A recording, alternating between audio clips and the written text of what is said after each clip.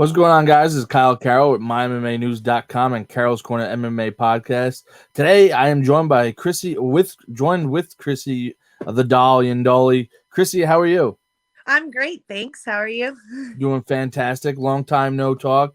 I know. Congratulations on being called up to the bigs, as they would call it, to the Invicta FC. Pretty exciting stuff. Yeah, it's crazy. It's super exciting. I haven't really even gotten a chance to love the moment. It literally happened Sunday night. Oh, that's awesome. So you got the call Sunday night, 9 days away. You got an opponent, at least Pona. I think that's how you pronounce the name. I'm pretty sure that's how you say it, yeah. Coming up. Tell us a little bit about the fight itself. I know you haven't done an MMA fight in a while. You usually are pretty big into kickboxing. Yeah, I did MMA as an amateur. I haven't done MMA, I think, in probably 6 years competitively. Once I turned pro, I fight mostly regional. So as you know, living in New York, it's pretty hard to get a pro MMA fight, in New York for one, unless you're in the big leagues. Everywhere else is just traveling. And it was something that we were discussing and hoping to happen in 2020, but we all know how that went down. So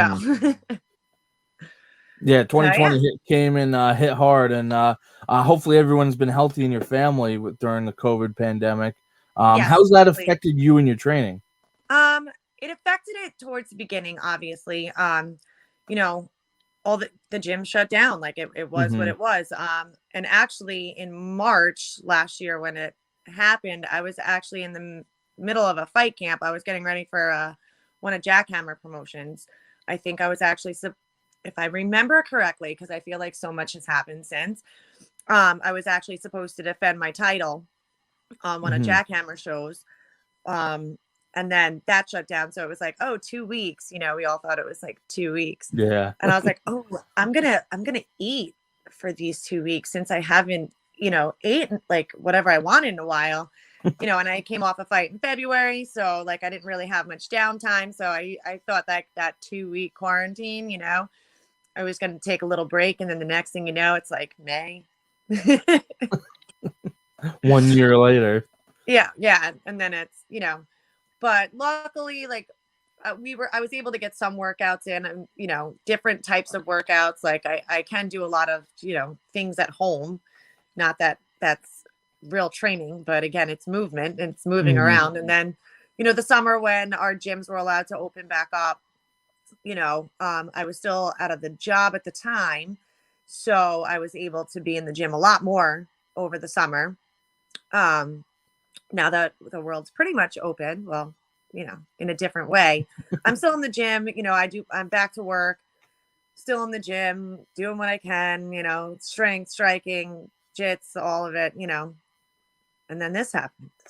It's exciting. Well, you train at one of the, premier MMA gyms on Long Island MMA. Tell us a little bit about the people you train with and your coaches. Tell us a little bit about that for those who don't know about Long Island MMA. Okay, well, our main striking coach is Ryan LaFleur from the UFC. He's retired now from UFC, so he's full-time striking coach over at Long Island MMA. He's absolutely amazing. The way he's changed my striking game, just coming from a kickboxing background, and then going into more of like a K1, even with stand-up and like MMA, like changing my stance, doing a lot of things. He's definitely completely changed my game. And the way I strike. I'm lucky enough to train daily with Jillian DeCourcy, who is an Invicta vet, as you know. I'm pretty sure you've interviewed her before. Yep. So I'm so lucky to have her. One, just as a training partner all the time. Two, with this whole, Invicta coming up, and I don't know anything about it. And she's obviously a vet, like been there, done that, helping me out, telling me what to expect, all that fun stuff. So I know what's going on when I get, especially with COVID, like things are different now. You know? True. And she's fought during this time. So she knows pretty much what goes on there. We also have Blonde Fighter that trains out of our gym. We have opposite training schedules. I don't get to train with her that much, but I do get to train with her a little bit. She's amazing. She's fighting this weekend, so I'm super excited about that, to watch her fight. She's been so active during COVID. I feel like she's fought more this year than like anyone else I know. Every other day I'm like, wait, you're in fight camp again? Like, it's got to be close to what, her third or fourth fight, maybe. You'd have to look it up. I feel like she's literally in fight camp constantly. I think she takes like 3 days off and then she's back in. You know, I've never seen anyone work the way that she works, and that's the difference of, you know, a UFC premier athlete, like number 2 girl. Awesome. And you know, do you know much about your opponent? Like, what can you expect from them? What are the challenges you expect? I don't really know that much. I haven't had a lot of time. I know it's also her Invicta debut as well. So, you know, we'll both be brand new there. And yeah, I don't really know much about her. She's fighting, you know, we're actually fighting at 125. Like, there wasn't enough time for me to do like a proper weight cut, you know, to get down to like the 115 that I normally like to fight at. And she actually, I believe, took the fight on the same amount of notice. I'm pretty sure. Okay, cool. So you're both kind of in the same boat. Yeah, it wasn't like her opponent didn't pull out. Actually, 2 complete fights, I believe, got scratched. So they wanted to fill up the card a little bit, and that's where we are. Awesome. But, you know, you're on the card, the Invicta FC card, so that's all that matters. And it's a great opportunity, great experience.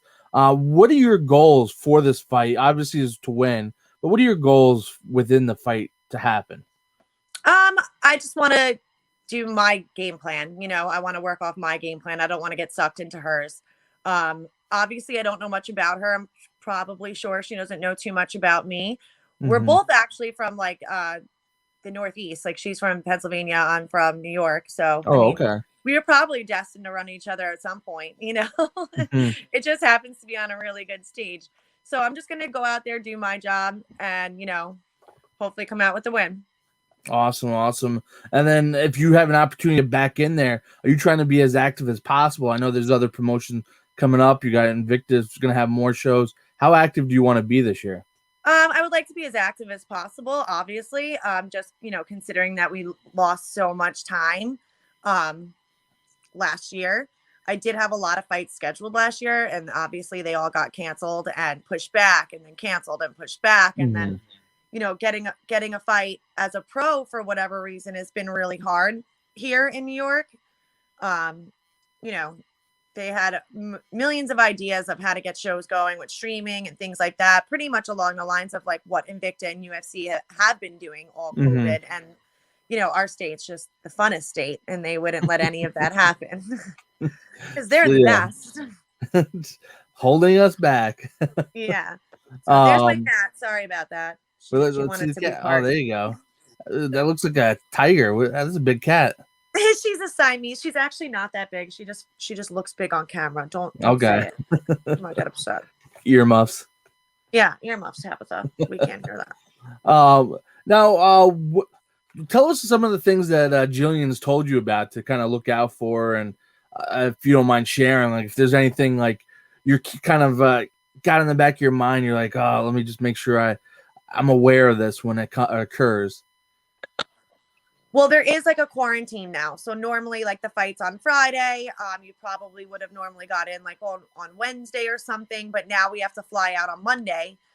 We get to the hotel, we get our nose prodded, and then we actually have to stay in our hotel room until I guess it comes back negative. And then after that, I'm pretty sure you have to like, I don't really know if you're allowed to like go out or anything. So you're pretty much stuck in the hotel, you know, until it's time for like weigh-ins and stuff like that. So, you know, that's just something you need to, I feel like, be mentally prepared for, and like have a lot of stuff to do on Tuesday, whether it's read a book or work or do something. Read a book. No, I'm sure that's got to be difficult to try and do while you got a fight coming up, trying to focus on that and your mind's pacing. I assume that like it doesn't matter if you have the shot or not. They still quarantining everyone. I think they're still quarantining. They did ask me if I had the shot, but I don't think it really like matters. Gotcha. Like it's the same protocol for everyone.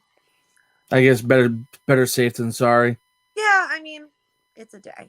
It's just gonna like you get mats in your room so you can work Oh, out. all right. Obviously it's not the same as like going to a gym or something, and like doing that. And I'm not really sure like what the rules are in Kansas City. Like I'm not really sure, what their statewide regulations and such are. Gotcha. How important is Invicta for women's MMA? Like we know it's a all based female organization. How important though is it for it to be successful? It's no longer airing on UFC Fight Pass. I believe it's going to be airing on AXS TV, which is good. So more people should be able to see it. How important is this? Invicta itself is, I mean, I get chills like even saying it. Invicta for women, it really like opened up female MMA at that level. I mean, you can remember a time where Dana White said there would never be a female in the UFC. And then, Ronda came along and there she was in the UFC with a whole new weight class, at 135. And, a bunch of us smaller girls were like, all right, like, it's there, but like, it's not there. And, even like the UFC, yes, they have 115, they have straw weight, things like that, but they don't have all the weight classes. Like they don't have Jillian's weight class, which is atom weight, 105. And there are a lot of talented girls at that weight class. There really are. They're fast. They're fun to watch, it's like that's like a whole nother level. But what Invicta's done for women's MMA is just unspeakable. Like you can't compare it to anything, to be honest. And it's an organization that can, have like top athletes in. I mean, the girls that have fought in Invicta and held titles. I mean, Rose was one of them. She was in Invicta. Kayla Harrison, I believe, just fought for Invicta as well. Like the athletes that are on the card is amazing. And then the fact that you can get on, me 0-0 as, a pro MMA girl, making my debut against another girl making her debut. Like that's amazing. You don't see that much in other organizations. Absolutely. Chrissy, like you've been, like I've seen you kickbox a handful of times. I've seen you get in there, commentated a fight with you. We've commentated together. Yeah. Tell us, how does like this rank? Like the fact that you're finally getting on this card, you're getting to compete. How does this rank among your career and everything you've done? Honestly, just getting the call is like number one in my career, to be honest with you. I've had a million highs, a million lows, like just like any other fighter that's been around for as long as I have, and you get to the point, especially after COVID and all this stuff that happened, that like, yeah, it was always a goal, but you kind of push it back and it's just like, all right, I mean, if it doesn't happen, I mean, all this other stuff happened, but I'm still going to try for it or whatever. And then like the past couple months, like just even getting like a small show fight for me was next to impossible, to be honest. We've been reaching out to like all different places just to get me in a ring or a cage somewhere, and it was just like constant disappointment. Like, oh, maybe in the summer, or well, first it was like maybe in December, like I got a call in December, like for March. And then it was just like crickets. And then March comes and they're like, oh, maybe May. And you're like, okay. And then like, creeping up, they're like, no, how about July? And you're like, oh my God, like I've been training since December thinking I was fighting, and then you definitely get discouraged. And it's definitely like, it just, you get discouraged. And then you get a phone call from Invicta and you're like, 12 days notice. Like, yeah, like you can't say no to that. Absolutely. Yeah. You got to hop on that. It's an opportunity like no other. You've been training since December. Like, what do you expect from yourself inside the cage against her? Do you expect like a stand-up battle? Do you expect it to go to the ground? Like, I know I'm you're not really sure. I'm not really sure where it's going to go. I'm, ready for wherever it goes. Obviously I like to stand, that you've seen me stand before, I'm ready for the ground. Like, I'm pretty sure you've seen some of my MMA fights in the past. Like, I'm there for it. I do think it's going to be weird. Like the weirdest part for me is going to be the no fans. Okay. Yeah. Because you're usually used to, you bring like, a pretty big crowd with you when you compete. Yes, I do. And even like, even on 12 days notice, like maybe not bringing fans, but like other people's fans, just like MMA fans, Quiet. like we're a loud, wild group of people. Like, Yep.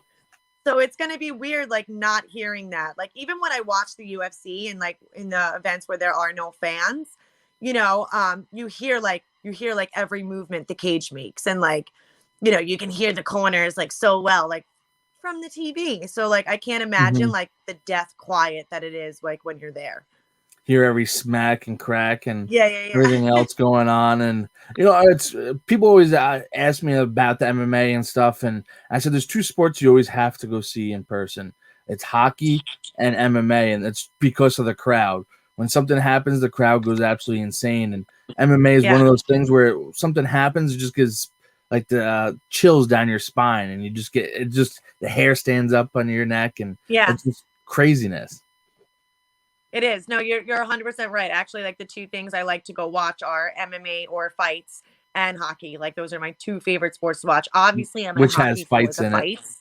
Yeah, like let's be honest. Like, that's why I'm there. But now I want to talk because you're someone I've seen throw some nasty kicks. Is about the kicking about the UFC fighter Chris Weidman, from fellow Long Islander. When he threw that kick and that happened, tell us a little bit about like throwing kicks and avoiding something like that happening. I'm not gonna lie to you. I couldn't even. Well, I had to turn her away after I saw it happen initially. Yep, because I was actually, I don't think I was watching live. Okay. And all of a sudden, like my phone blew up from like a bunch of my friends who watch UFC. I forgot I think I was on my way somewhere. Like or coming home or something. And I was like, what did I just miss? Like I haven't been on like I just like left the TV. And then I turned it on when I got home, and I was like, oh, I like, they showed it in slow-mo and I couldn't even look at it. Yeah, it was brutal. Yeah, but that's in your brain now. Like, I mean, Anderson Silva did it like however many years ago. Now Chris Weidman does it, and you're like, what's going on? Why is that happening? You think about it. Like, I'm not gonna lie to you. Like, it runs through your head. No, like I've talked to some people that like Bobby Campbell. He talks about kicks being thrown to like the thighs and stuff, and then as the years gone, they've gone lower to the knee and then to the shins and towards the ankles and stuff. When you're throwing that kick, like you're throwing with power and no mercy, but like people don't. You always think, oh, you're gonna hurt the person you're kicking, not the person kicking is gonna get hurt. And then when you see this, like I see the other half of the Blonde Dream team, Kelly Boyle, going, "Ooh, no more low kicks for me." Yeah, right. I feel like after anyone who watched that afterwards was like even in training, I looked at Jill and I was like, I'm probably not going to kick you low today. And she just starts laughing. She's like, yeah, probably not. Maybe let's give it a week. Let's no kicks today. Yeah, we'll do like higher leg kicks. That's crazy. Thoughts about when you're teaching? I know you teach and you coach and a little bit of everything. Like, how do you, I guess, avoid that? Well, is it possible to avoid? I mean, something like that, I feel like is almost like, I mean, I don't really know the medical behind it. Like, I feel like that's almost like a freak thing that doesn't happen often. I've personally only seen it twice. I'm sure it's happened more than that. Like, let's be honest. Like, I'm sure those weren't the only two times it's ever happened. When I'm teaching, especially like I teach most of the women's classes. We usually, when we're doing like working with the partner, we're usually wearing like shin guards and stuff. So it doesn't generally happen, but a lot of it's technique. But I mean, come on, Chris Weidman has amazing technique. So you can't sit there and say, he's a UFC fighter. It wasn't that he did anything wrong. It was just like, wow, how did that happen? Yeah. But in training, yeah, we're usually using shin pads and stuff like that. So those kind of, you can still get hurt. Like you still can get a bruised shin through a shin pad. It's happened and they're not fun, but those shin pads do protect you, a little bit more than, when you're going out to fight with just your bare shins. Craziness, absolute craziness. Chrissy, tell us something. I know I've asked you this a bunch of times. Is there anything else about you that we don't know that we should know? Oh my God, I don't know. I feel like everyone knows it because you keep asking me. I don't know. What don't you know about me? My favorite color is yellow. Every time there's a new fact, we gotta get more and more facts out of you. I know, right? I don't know what I'm even wearing for this whole fight, to be honest with you. So That you makes guys are sense. So going you to gotta be get just as surprised as I am because I okay. have no idea. Um, and actually, through COVID, I actually have a new career now. Oh, all right. I no longer work in a hair salon. I used to manage a hair salon. I was there for like 22 years. I actually work at a law office now. Oh, good for you. Congrats. So I've, completely revamped myself, So now I work in a law office 5 days a week. I love it, actually. It's totally different from what I used to do, but it's great. I think you actually probably know her. She's one of the sponsors from Bobby's Fights. Nicole Zuvich, one of the Oh, lawyers all right, that yeah. sponsors. Yeah, so I work for her. We actually grew up together. She's like my biggest supporter. And if it wasn't for her, I probably wouldn't have been able to even go to this fight. She was the first person I called when I was like still like, am I doing this? I'm like, wait, let me check. Like I call her up and I'm like, hey, I got a fight on Invicta. And she's like, oh my God. Like she's screaming. And I'm like, bad news. Like I have to leave on Monday. We need good? a week Like off. I'm like, sorry. She's like, don't worry, there'll be a pile of paperwork when you get back. Pretty much. That's awesome, though. At least I'll be busy when I come home, Yeah, right. Yeah, keep you occupied. A new career, new opportunity in the fight game. Big exciting things happen for you, Chrissy. Yeah, so far I'm liking 2021, Yeah, 2021's turning the corner. Absolutely. Yes, it is. I mean, now if we just get gas lower and get gas, that'd be great. Yeah, right. Oh, and you drive a Jeep, so that thing I'm sure guzzles quite a bit. It's not as bad as you would think. It really isn't. But it's like filling it up now, and you're like, really? Okay. Yeah, I filled my truck up the other day. I would fill it up for like under $30. It was great. I was like, right? This is a good time to be alive. Now I'm like 50. I'm like, oh. My truck, I think it was 23 gallons. I filled it up yesterday for like $78. I'm like, before everything switched over. I was before COVID, it was like $42. It fell up. Yeah, it's so crazy. I know. I'm like, I have to like strategically like plan my beach trips now for. So I'm going here and then here. And then here. Yeah, I hear you. Absolutely. I'm like, when I go out east to the beach, I have to hit up the Indian reservation because they have the cheapest gas. Okay, smart move. I don't ever go out that direction, but smart move. You should. They have very cheap gas out there. I'll just drive out to the reservation just for gas, and then drive back and use all the gas that I use all the gas, but like fill up some gas tanks. You'll be all right. There you go, smart move. Gas cans, whatever they are. Well, Chrissy, it's always a pleasure chatting with you, and I'm looking forward to seeing you fight on the television and inside the Invicta cage. Anyone you want to shout out to and recognize before we let you go? Oh my God, there's so many people. I don't even know if we'd have enough time. Obviously Ryan LaFleur and every human and at Long Island MMA, literally every human there has reached out and tried to help me the last couple, to get ready for this. Jillian, obviously, DeCourcy, love you. Thank you for everything. My manager, Jason Adams, he's been amazing. I don't know who was actually more excited getting this fight was me or it was like when he was able to call me and tell me this. Like, I don't know who was more excited, to be honest, him or me. My boss, like I said, obviously Nicole Zuvich, she's been amazing. My mom, my dad, my brother, my sister, like all of those amazing people, and pretty much everyone that's ever supported me and come to a fight and been like, dude, I like watching you fight. So all you too. Awesome. Actually, another question before I let you go is, how important is that to having a person like Jason Adams, a manager that can help you out? How important is that for your career? It's super important. I've actually up until recently never had a manager. He was actually always Jillian's manager, and if he ever heard of anything, he wasn't my manager.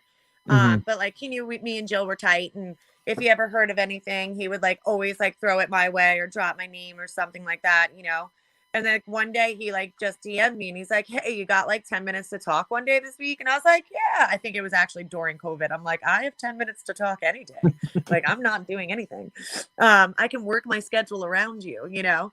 And he's like, do you want me to just manage you? He's like, I feel like I almost do, but like, I don't. Cause like, we're always posting about you and Jill, like, you know, hanging out and doing this. And I'm like, oh my God, why not? Like, I never had one before.